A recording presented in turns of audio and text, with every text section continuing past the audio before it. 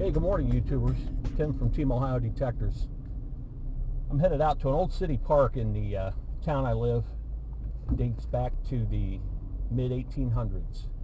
I talked to a friend of mine who's hunted this park before, and he's pulled some older coins out of the ground as well as some artifacts. So see if I can do any good today. When they say a place is hunted out, there's always something else to be found. So we'll see what I can do. Talk to you in a few. Okay, I finally got here. Had to make a stop to pick up some apple fritters. I love those things. But anyway, those are beef for later. I wanted to show you something. This park that I'm in, like I said, dates back to the mid-1850s.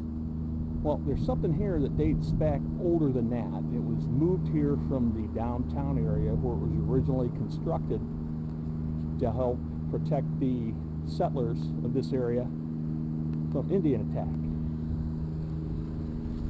And that is it behind me. It's the original block house.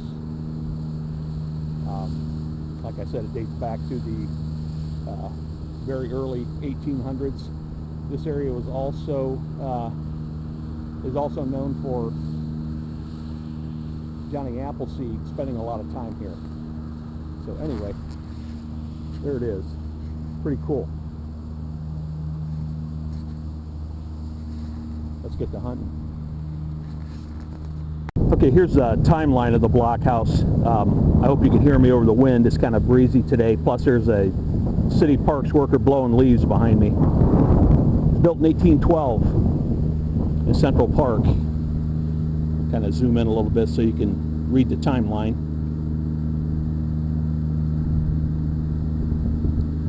In 1906 it was bought by the city of Mansfield for $225.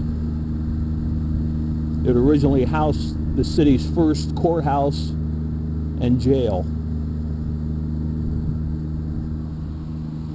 There it is a little closer.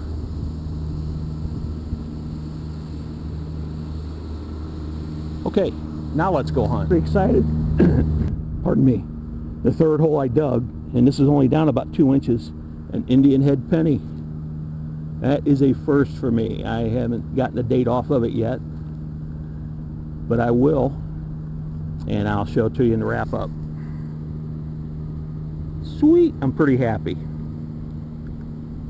Let's see if we can find another one. Here's what I'm talking about, places being so-called hunted out.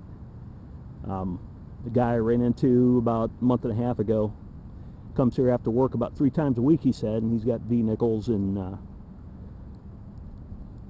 old dimes out of here, and I just found that Indian head about 20 feet away from this hole.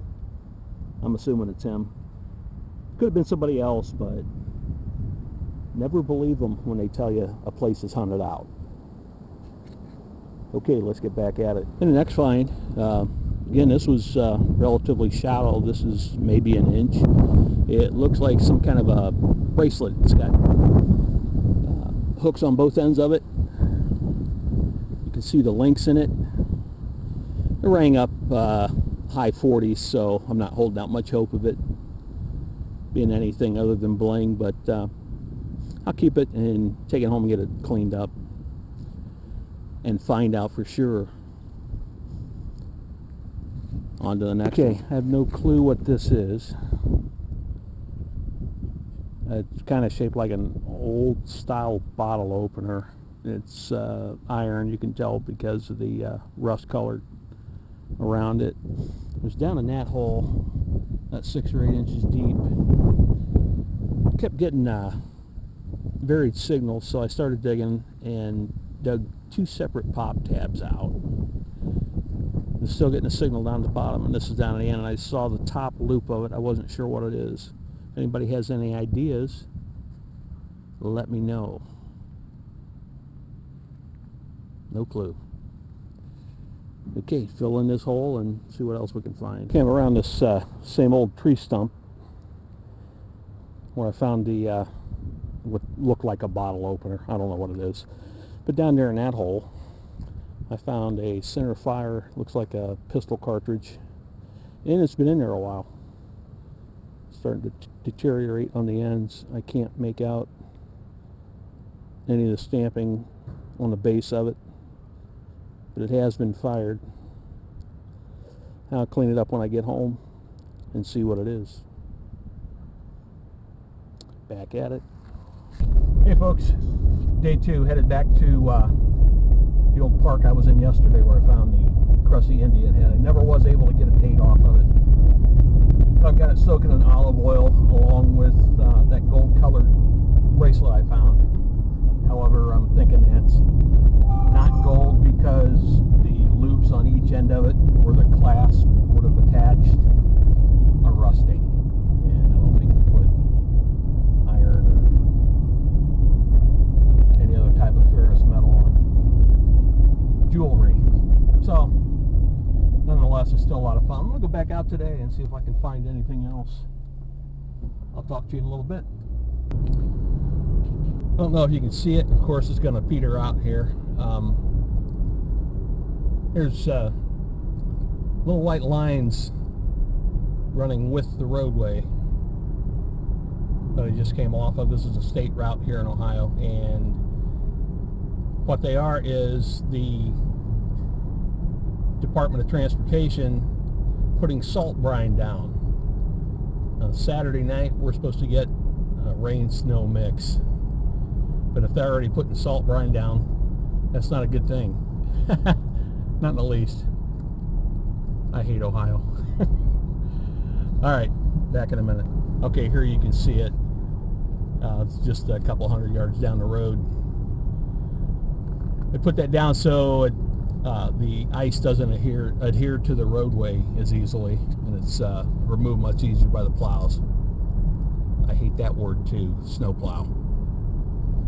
Okay, back in a minute. Show you here back at the park. Johnny Appleseed Monument's located within this park, and he lived in and around this area between 1810 and 1830.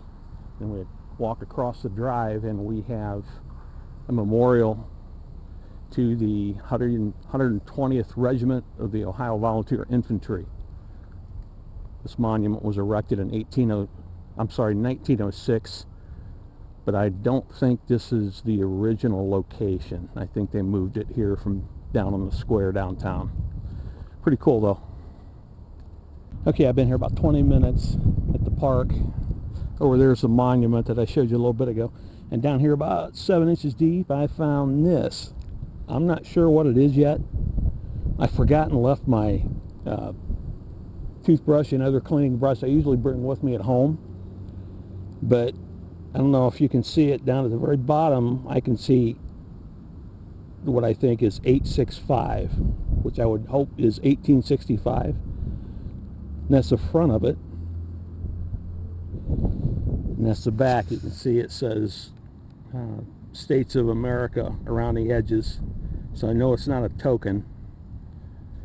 So I'll let you know when I get home what it is. I'm a happy guy.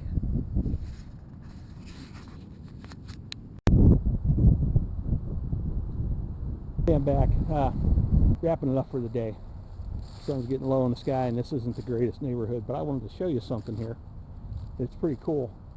And I guess I didn't realize this till I stopped and looked at this a few weeks ago. And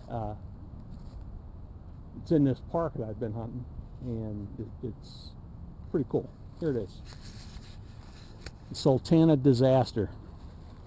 And I'll just hold it there for a few minutes. You can read the narrative.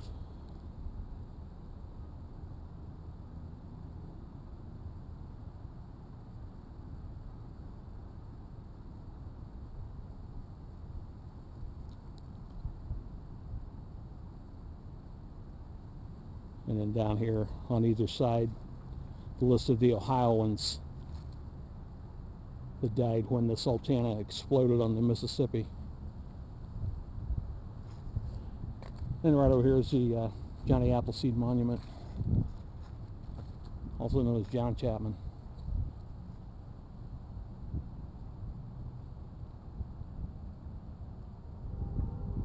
Pretty cool. Now it's time for me to go home and get that stuff cleaned up. I want to see exactly what I have. So I'll talk to you in a little bit.